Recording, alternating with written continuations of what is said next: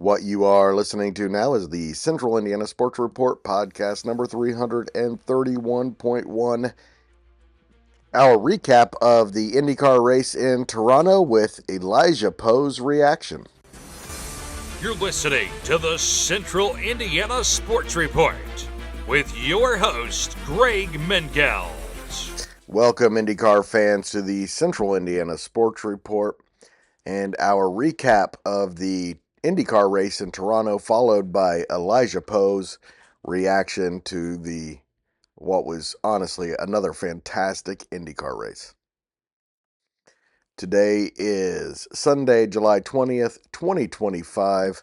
I'm your host, Greg Mengelt. Right next to me is producer Susie. Joining us momentarily will be our IndyCar guy, Elijah Poe, to talk about Sunday's race. Before we get to the recap and the reaction, let me tell you about our plans coming up for Season 2 of the Central Indiana Sports Report. We will have an IndyCar report with Elijah Poe every single week. Well, at least 40 weeks a year. Plus, we will continue to do previews of every race following qualifying, and then recaps and reactions following every race the rest of this season and next season and beyond. And as Elijah and I referenced late in his reaction, silly season's coming up. We're going to be talking a lot about that in the coming weeks. And here is your IndyCar recap for round 13 in Toronto. Mexican Pato O'Ward won for the second time in the last 3 weeks and for the 9th time in his career, beating Rinus Veekay under caution to win the IndyCar race number 13 of the season in Toronto at Exhibition Place. And for the second time in the last 3 races, Pato O'Ward went into the pits in second place, and his Aero McLaren team got him out in first. Although in our conversation coming up, Elijah Poe agrees with me. Pato probably would have chased down Rinus Veekay either way and won. He had the superior car on the day. Actually, the most superior cars on the day were the Andretti cars, who finished 4th, 5th, and 6th. But this was a strategy race, and early in the race, in fact on lap 3, when Scott McLaughlin's tire came off of his car, he didn't want to blame his team, but he blamed his team. Pato O'Ward, Rinus Veekay, and a few others decided to go into the pits, remove their alternate tires so they didn't have to use those anymore. They only had to use them for 2 green flag laps, and that was the difference in the race. Here's the 26-year-old Pato O'Ward with apparently some Canadian bird took a big dump on Pato O'Ward's car before the race, and he told the Indianapolis Motor Speedway Radio Network's Michael Young that he thinks that was the good luck that did it. Ever since that bird dropped the load on the car and one of my guys this morning, I said, hey, that's a living myth. Today's going to be a good day.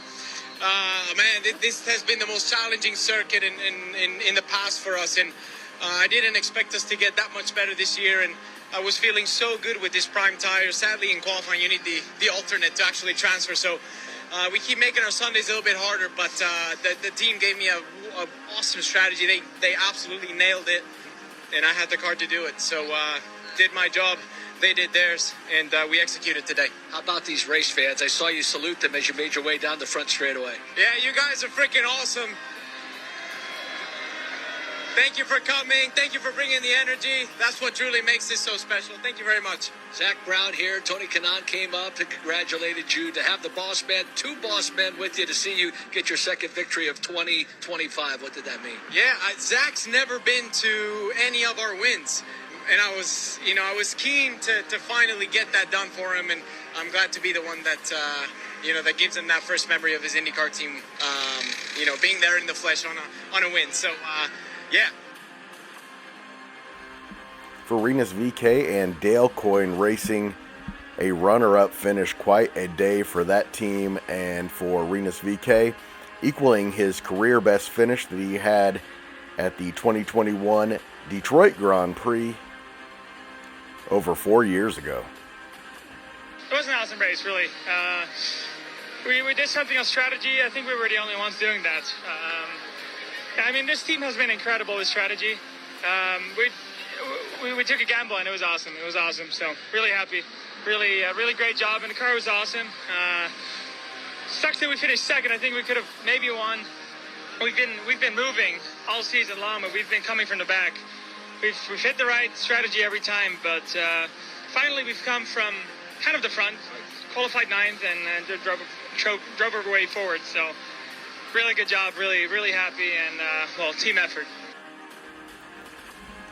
Same story for 20-year-old Kyffin SImpson, who finished on the podium for the first time in his career. Driving for Ganassi, SImpson became the first Caribbean driver ever to finish on a podium. Yeah, it's incredible to be able to represent Cayman and Barbados and the entire Caribbean, and I'm just so happy right now. It's lost for words. Colton Herta of Andretti Racing took the early lead, leading the first 3 laps before series points leader and 2-time reigning series champion Alex Palou took the lead and led from laps 4 to 40. Veekay led 41 to lap 56, and then Pato O'Ward took control after the last pit stop and drove to the victory. His second of the year and the second for Chevrolet this season.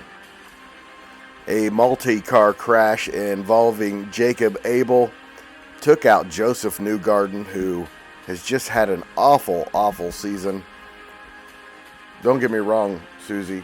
A lot of reason for consternation this season for Josef Newgarden, but he just continues to act like a child.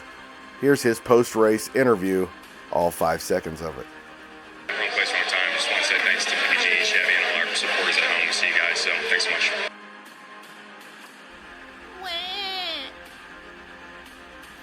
That is a great drop-in, producer Susie.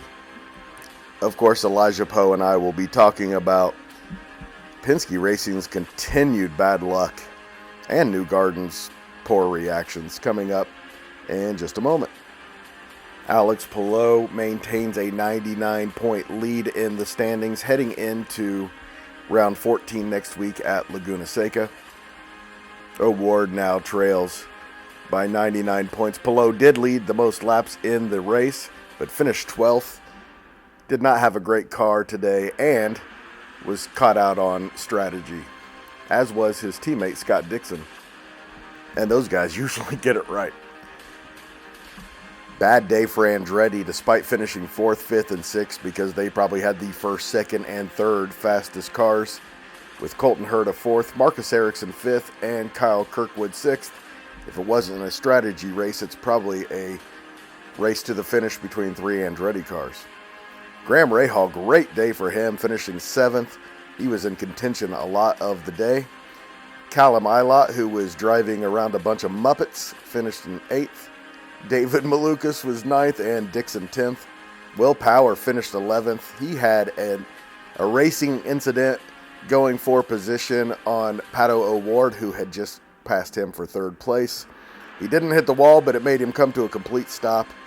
It cost him a chance to win, and he finished 11th. Palou was 12th, then Christian Lundgaard, Marcus Ericsson, and our guy Connor Daly, who finished in 15th. He was in 3rd at one point, but Daly said on the Front Stretch Open Wheel YouTube page that he had to drive very carefully to not run out of fuel. Yeah, I mean, we had to hit a big fuel number, a really big fuel number. And honestly, I don't think we were going to make it unless we got that yellow at the last couple laps there. We struggle mechanically. Just like we're relying a lot on the new tire grip and the aero grip. And when we start to lose that, we're really struggling. So we kind of know that's our issue. And it was very much on display today because we had to make a tire, go very, very long. And it's just a struggle. So I'm just hanging on myself for dear life. Appreciate the team giving me the chance. Strategy, they got us up there, and at least it's nice to be able to fight. But I just, if we would have had maybe 1 or 2 more laps of yellow, our number probably wouldn't have been as aggressive, and then that would have been slightly better for us. But yeah, just a challenge for sure. One day, Susie, not too long in the future, I think Connor Daly's going to win a race. Robert Schwartzman finished 16th, followed by Stingray Robb, Nolan Siegel, Felix Rosenquist, Christian Rasmussen, Louis Foster, Devlin DeFrancesco, Jacob Abel. Josef Newgarden was 24th. Alexander Rossi had a wreck on his own to finish 25th. Scott McLaughlin was 26th, and Santino Ferrucci had an accident in warm-ups and did not race on Sunday. He's expected to be back next week at Laguna Seca. Coming up on Sunday. Really love we're in the best part of the IndyCar season if you're a big fan. Race week after week. Please stay tuned for Elijah Poe's reaction. You're listening to the Central Indiana Sports Report with your host, Greg Mengels. Elijah, before we get to Pato O'Ward and the job he did today, man, what a race. There have been years where I dreaded them going to a street course because they were so bad.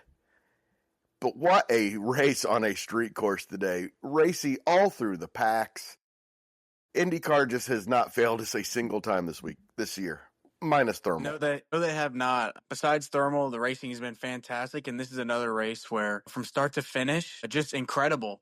You had perfectly timed cautions that threw in a lot of strategies into play. Obviously, you've got strategies that ended up not working, like Alex Palou and Scott Dixon.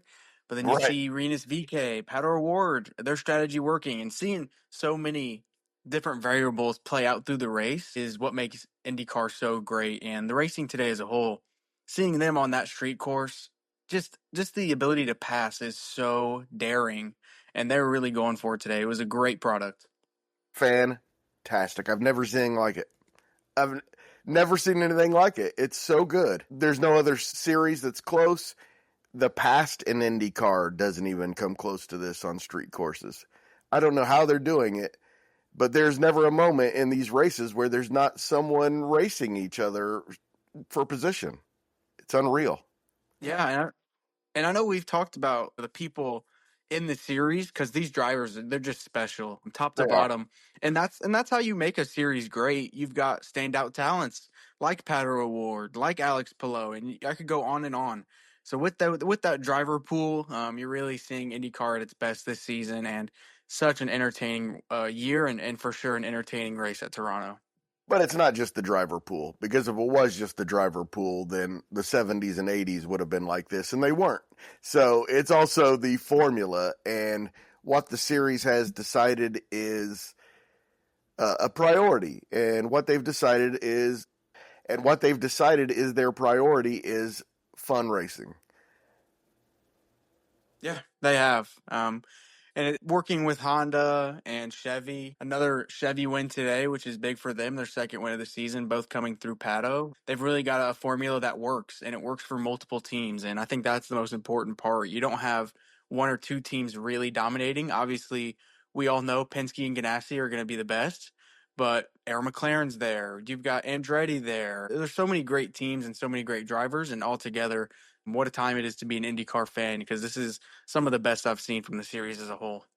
And today also proves that even the smallest teams, if they hit it right on a weekend, can compete for a win. Yes, it does. Talking about Rinus Veekay in second place today. I was thinking, when are IndyCar fans and paddock as a whole going to give Veekay the respect he deserves at this point, because he's having just a great 2025 season, and credit to Dale Coyne Racing for pulling off that strategy. I think there was only 4 or 5 people who actually pit with Pato. I think it was Pato, Ericsson, Scotty Mack, and Veekay, and Kyffin SImpson. But for them to week in and week out make the correct strategy calls as a small team is so important for them. And what a great driver combo that they have in Veekay this year, who's able to pull out those results. And the one thing that it does do, and this is the complaint that Formula One fans have of IndyCar, is often the best car doesn't win. And I think that was the case today. Herta, Kirkwood, I think, had the 2 best cars, and they weren't even in contention late in the race because of the way the pits fell. No, they weren't. And even I mean, Andretti finishing 4, 5, and 6 is a fantastic result for them. But, in this day and age in IndyCar, if you don't have the strategy right and if you don't nail those pit stops, you're not going to be in it at the end. And that's what happened to them. Just unfortunate on the timing. And when they went into pit, just got a little bit unlucky. But, that's IndyCar. You've got to be perfect to win. Let's talk about Pato. This race was won early in the race when the team decided we're going to pit. Yes, genius. He pit on lap 3 to get rid of those soft tires, and those soft tires as a whole. I really wish IndyCar and Firestone could work together, because I feel like every time they go to a street circuit, you see teams wanting to get rid of those soft tires really, really quick. And I love it, although Elijah. It's another thing that plays into the strategy. Do you pit now because of the soft tires, or do you stay out to get an advantage? These are the types of things that have made the racing so compelling.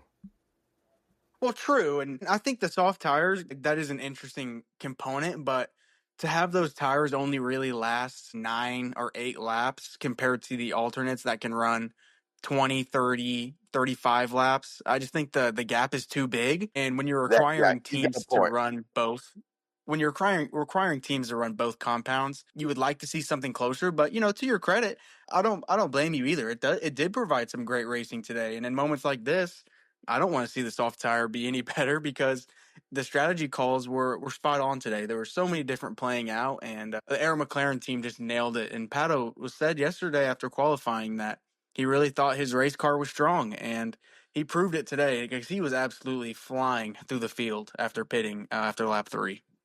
I think if you're going to have a power ranking of which drivers you want in your seat, he's got to be number 2, right? I would say so. Not only does he have a great driving skill, he's really good on ovals. I almost could say that for sure, that Pato's got that over Palou, just because he has been so fierce on ovals and has been in contention forever. Good But point. Pato also brings eyes to the series like no other driver in the paddock. He's got the biggest social media following. He's just got that nailed down pat with that Aero McLaren team. They're able to bring so much hype and momentum into the series, and he is one of the best talents we have in IndyCar. And Pato and O'Ward are both so likable. But yeah, just great dudes as it is. They always keep their nose clean, and not only are they great racers, they're super personable, and that's what IndyCar needs as a whole. A huge reason Formula One is so popular is because Formula One was able to make their drivers the main market. You market them as personalities, and people are going to like those personalities, and they're going to watch the sport. And you look at Palou and O'Ward, and that's what they're doing with their own brands, which is great to see. The IndyCar's always been more of a spectator sport than a fan sport, if you know what I mean. For example, I was at an Indy 500 once, and the person next to me was a NASCAR fan, had never been to an IndyCar race. And my favorite driver, I don't even remember the circumstances. My favorite driver went out, so I picked another driver. And then that guy went out, and I picked, and then it came down to 2 guys, and I picked one of them, and to cheer for. And he didn't understand it. He thought once your guy's out, you're done. Your day's done. And IndyCar fans are just a little different. We like everybody in the field pretty much. Yeah, and the guys that are in the field, especially, it's hard not to root for almost everybody on the grid. It really is. And they do a great job with promoting as well within the teams. I wish IndyCar was a little bit like NASCAR like that. Because, you love to see rivals between drivers, fans get mad at other We fans need some because bad their guys. driver. Yeah, we do need some bad guys. And speaking of which, if there are some bad guys, it's Penske, just because they win so much. They're like the Yankees, And, Well, not this year. Man, has it been? If you don't like Penske, it's been a great year for you. It's just been an incredibly bad season for them, and it just keeps getting worse. Can't even keep a wheel on a car. It's almost head scratching because the drivers they have are incredible. And This is and not most on the of drivers. This I is know, not on the exactly. drivers. Exactly. And the things that are happening are just, it's the worst luck I've seen in a whole season. And for Josef Newgarden, it just never ends. You have to think, he had at Long Beach he had a seatbelt issue. At the Indy 500, Correct. fuel pump issue. St. Louis, he was crashed out by Louis Foster. Couldn't have avoided that. Road America, spun himself out. Mid-Ohio, got collected on lap 1. And today got crashed with Jacob Abel spinning around. It's just absolute horrible luck. And just when you think it can't get worse, it does. Yeah, just unreal. And at this point, if you're any of those three drivers, you just have to be saying to yourself, this isn't our fault. We just kind of got to laugh it off. Make each race its own championship and go out and try to win the next one and forget about it. Because Josef Newgarden, his blood pressure has to be crazy. He is just not handling this well at all. No, you can really tell it's bothering him. And if anything, I'm really interested to see how he bounces back in 2026. If there's not a lot of eyes on Team Penske this year, I think that pressure will be even more so next season because people are going to expect them to have those results because they didn't have them this year. And depending on what happens next year, it could be very interesting how the IndyCar paddock lines up.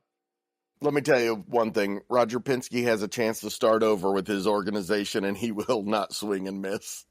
He never has. Yeah, he doesn't. He rarely makes mistakes like that. That is for sure. 2026, I'm assuming, will be the year of Josef Newgarden and Scott McLaughlin. That's just kind of what I assume at this point. And I think that'd be great for the series. I would love to see a three-way battle between Newgarden, Scotty Mack, and Alex Palou. I couldn't think of anything more entertaining alongside other drivers on the grid. Yeah, Pato, of course. And yep. Speaking of which, Arrow McLaren just seems to be making those steps closer and closer. And Arrow McLaren just seems to close the gap every single week between them and the elite teams. And they're right there now. I think you have to consider them one of the big four now. Yeah, I think they are. They've got a great driver lineup with O'Ward, Newgarden, and even though Nolan Siegel's young, we see talent out of him all the time. Sure. And what better for Arrow McLaren to kind of really solidify their dominance in the sport than by having a driver like Pato able to pull through with a win today is absolutely huge when nobody really had it on their bingo card that he was going to win this race starting in 10th. They're a team that's able to make the strategy calls and they've got drivers to pull it off. And that's really all you need in IndyCar to have these good results. And they keep on having them time in and time out because they are a really well-oiled machine. And I would love for them to see them push Ganassi and Penske on a long-term scale here in the future, because obviously we know right now, they're good at certain tracks and they've got their unique areas of expertise. But for season long haul, I would love to see them really be able to push those top two teams. And we touched a little on Veekay. We'll talk a little bit more about him as well. But Kyffin SImpson, huge result for him today. Yeah, first podium of his IndyCar career, and the Chip Ganassi crew of the number 8 car were just able to get it right. Starting down in 13th, decided to pit with Pato and Veekay, and kept his nose clean. And he had Colton Herta really coming into him those last couple laps before the final caution flew, but he was able to defend. And even though those last 2 laps it looked like Herta would have gotten him, there's a caution for a reason. That's just part of the sport, and he's able to hold on to third.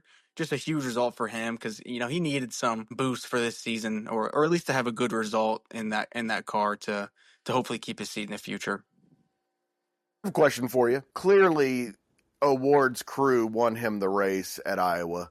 They got him out ahead of Newgarden, and otherwise Newgarden probably wins that race. Same today. They got him ahead of Veekay. Do you think O'Ward probably catches Veekay anyway, or is this a race Veekay wins if the McLaren team doesn't get him out ahead? I think O'Ward would have caught him. When he was back in the middle of the pack on a couple of those restarts, he was making up positions like it was his job. He was just absolutely flying. And I don't think, as good as Veekay is, the cars are just on a different level. And I think Pato's just got him on the skill advantage as well. I just don't think he'd be able to stop him. As good as Veekay is, and Veekay being in second is just a huge result for Dale Coyne Racing, and really great for the series to have these smaller teams be on the podium every once in a while. And talking about O'Ward going through the field, that really cost Will Power a chance to contend. O'Ward passed Power for position. I believe it was 3rd place at the time. And then Power tried to come back on the outside on a spot that almost made it work, and he didn't even hit the wall, but he had to full brake and come to a complete stop to avoid hitting the wall, and that cost him a chance to win the race. Yeah, it was just a difficult spot for him to kind of run with O'Ward because O'Ward being aggressive driver, he did squeeze Power, but Power's gotta expect that out of O'Ward. He was able to salvage an 11th place, but starting in fourth is not a great result totally. But he also, I felt like Power was in a lot of just little scrappy incidents all day. Like he really wasn't able to keep his nose clean. Will Power? Um, You're saying Will Power was being racy with other guys and maybe even a little too much so?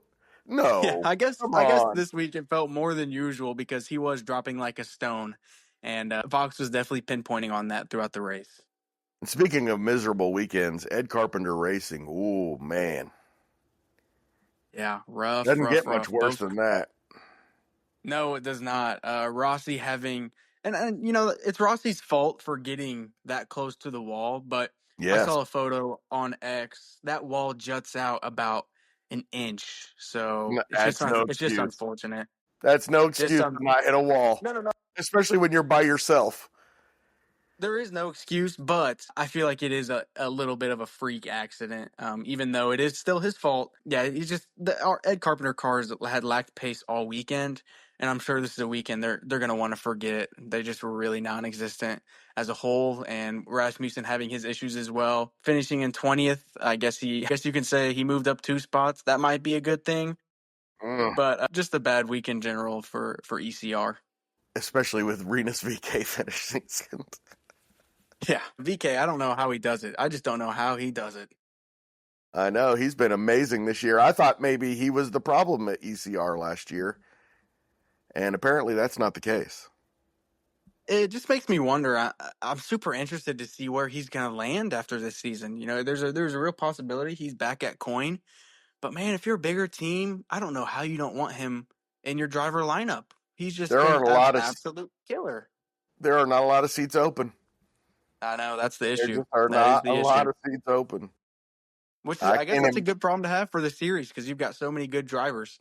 But man, when you've got a driver on a team that it feels like he should be on a better team, but even still, if he's able to do this next year and he's on Dale Coyne, I would not be surprised to see him in a Penske or Ganassi car in 27. whoa, that big of an elevation, huh? I mean, if he's able to stay at Coyne and have these results the same he is this good year, point.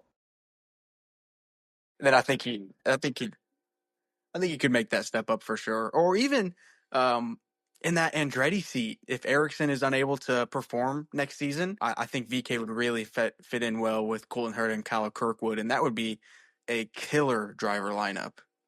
That's what I was thinking. Not necessarily with Ericsson, because I think Ericsson's really good. But if there is a seat open at Andretti, that is a possibility.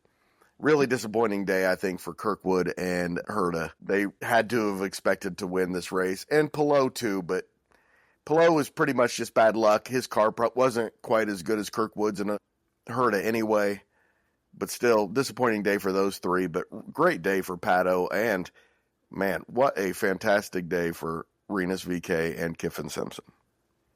Yeah, it's one of the best storylines of this year is seeing how impressive VK has been as a whole.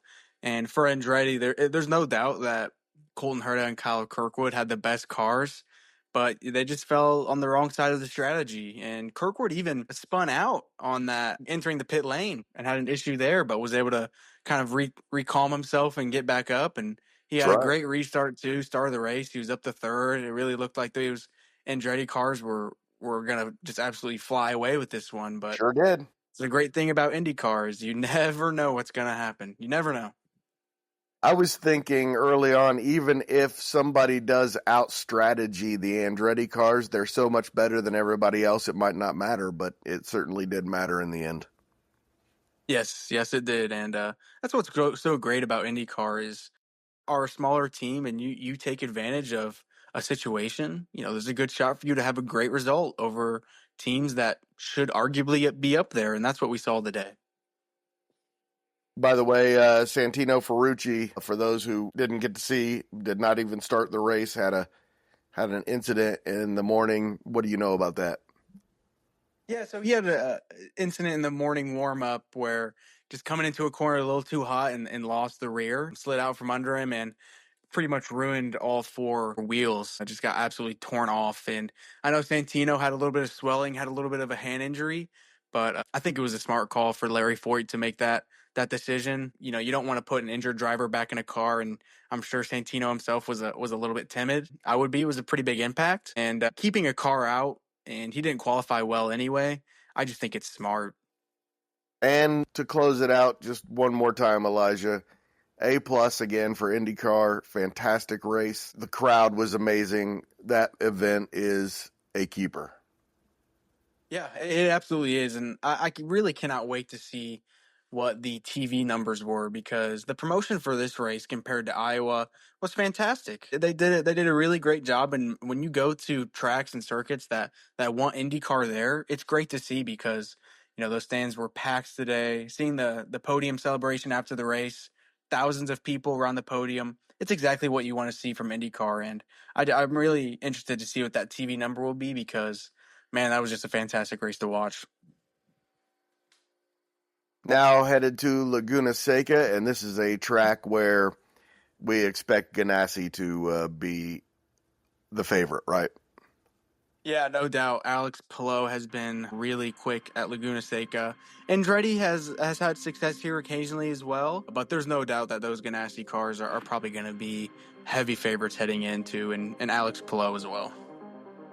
And we will talk about that this week on the IndyCar Report with Elijah Poe. We will also talk about the seats that might be available and drivers who might be filling them. A little early jump on the silly season, Elijah.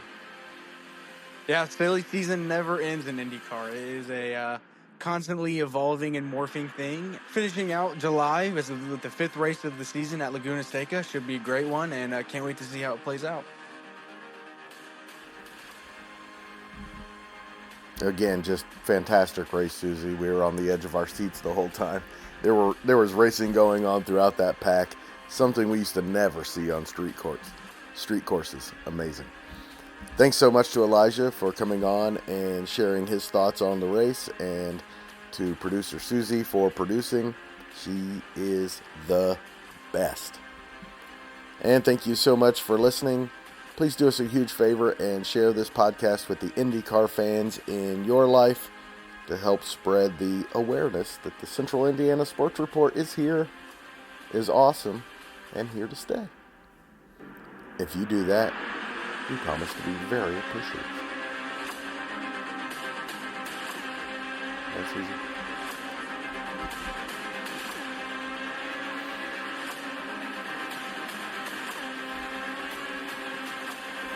Central Indiana Sports Report is a product of ITG Media. And I love you, Susie.